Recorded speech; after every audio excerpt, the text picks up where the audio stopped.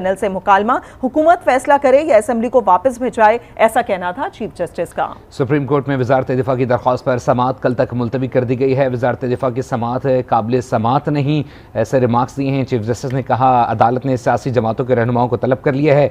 PTI और नून league को notice जारी कर दिए गए हैं। JUI और जमात इस्लामी को भी नोटिस जारी किए गए हैं। एक तरफा कुछ नहीं हो सकता, तमाम सियासी जमातों को दिल बड़ा करना चाहिए। मुज़ाकरात की बात है तो 8 अक्टूबर पर जिद नहीं करनी चाहिए, ऐसे रिमार्क्स दिए हैं। चीफ जस्टिस ने कहा तारीख पर जमातें मुतमईन हो तो लेवल प्लेइंग फील्ड मिलेगी। कौम की तकलीफ और इसराफ का आलम देखें, केस चल रहा था तो कोई ब्रीफिंग देने नहीं आया, फैसले के बाद ब्रीफिंग दी गई। इसी पर मजीद बात करेंगे, अफजल जावेद भी हमारे साथ मौजूद हैं। अफजल जावेद बताइएगा, समाअत के दौरान बात हुई, चीफ जस्टिस ने रिमार्क्स दिए कि वजारत दिफा की दरखास्त नाकाबिले समाअत है, इंतखाबात के लिए फंड्स फराहम ना किए तो संगीन नताइज आ सकते हैं, इस बारे में बताइएगा। हाँ जी, देखिए आज इंतहाई अहम समाअत हुई। Chief justice of Pakistan Umar Ata Bandial की सफाई में 3 रुकनी जो बेंच है उन्होंने समाअत की। तकरीबन 1 घंटे से ज्यादा देर तक समाअत जारी रही और अहम मामला जो है चीफ जस्टिस ऑफ पाकिस्तान ने समाअत है। उन्होंने जानिब से फंड देने से इनकारी है। उसके बाद इलेक्शन कमीशन ऑफ पाकिस्तान का ये कहना है कि वो अक्टूबर से कबल जो है वो इलेक्शन नहीं करवा सकता। साथ साथ उन्होंने कहा कि वजारत दिफा की रिपोर्ट का भी अजीब सी सूरत हाल बना के रखी। कोई भी अदारा अपनी लेकर तैयार नहीं है। फंड देंगे तो अदालत को रात इकदाम उठाने तभी मजबूर किया जा सकता है। तो एक बात तो चीफ जस्टिस पाकिस्तान ने वाजे कर दी है कि जो इंतखाबात है के हवाले से जो पंजाब में के हवाले से जो फैसला दिया है उस फैसले को वापस नहीं लिया जा सकता। और साथ साथ ये भी कहा कि तमाम मामला के ऊपर अगर सियासी जमातें एक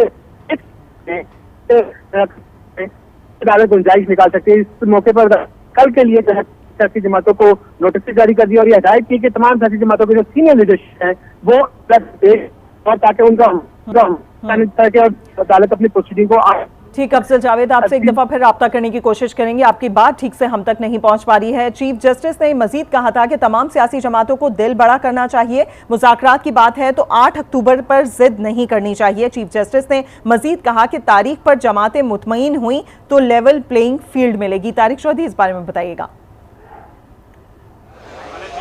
देखिए, ये गुफ्तगू जो है वो रिमार्क के सामने जो समाअत थी उसके दौरान सामने आई थी, जब चीफ जस्टिस मुज़ाकराती अमल के बारे में बात कर रहे थे और अटॉर्नी जनरल ऑफ पाकिस्तान उनको ब्रीफ कर रहे थे। तो उन्होंने कहा कि जो 14 मई की तारीख है उस पर भी इत्तफाक़ राय अगर हो तो तभी वो बात आगे बढ़ सकती है। इसी तरह उन्होंने जो 8 अक्टूबर की तारीख इलेक्शन कमीशन दे चुका है उसके बारे में भी बात की है। लेकिन ये सारी बातें जो हैं ऑब्जर्वेशन होती हैं समाअत के दौरान, जब जो भी बेंच हो वो किसी नतीजे पर पहुंचने के लिए, हक़ाइक़ को जानने के लिए इस्तफ़सारात करते हैं, क्वेरीज करते हैं। लेकिन असल चीज़ जो सामने आती है वो तहरीरी डिसीजन की शक्ल में सामने आती है।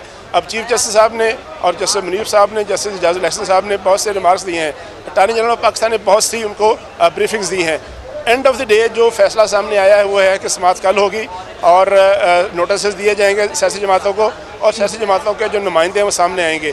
अब देखना यह है कि कल कौन कौन से नुमाइंदे सामने आते हैं और मुज़ाकराती अमल के हवाले से अगर बात मुज़ाकराती अमल पर जाती है जो कि आइन और कानून के मुताबिक इंतखाबात जो है उसके हवाले से तो मुख्तलिफ जो मुतल्लिक़ा महकमे हैं वो अपनी बहुत सी बातें कर चुके हैं।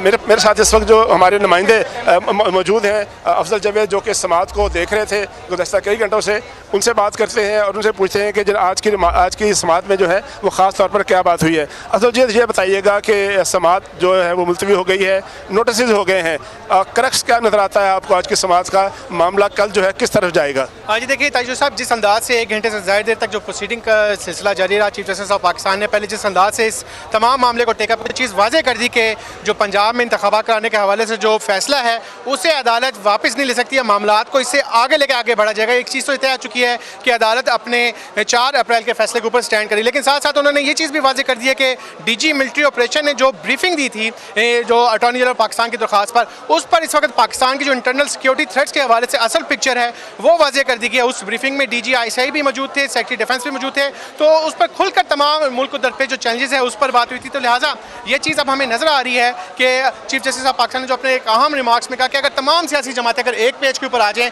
तो कोई अदालत गुंजाइश निकाल सकती है कि जो 14 मई को पंजाब में इलेक्शन होने जा रहे हैं उसको लेकर कुछ आगे बढ़ा जाए, कोई एक कंसेंसस डेवलप किया जाए। हमारे साथ रहिएगा। तारिक चौधरी भी हमारे साथ मौजूद हैं। इस वक्त हमें ज्वाइन किया है PTI के वकील फैसल चौधरी साहब ने। फैसल साहब, बहुत शुक्रिया आपके वक्त के लिए। जानना चाहेंगे आज जो समाअत हुई, इंतहाई अहम समाअत, क्या कुछ हुआ उस दौरान, क्या बताना चाहेंगे?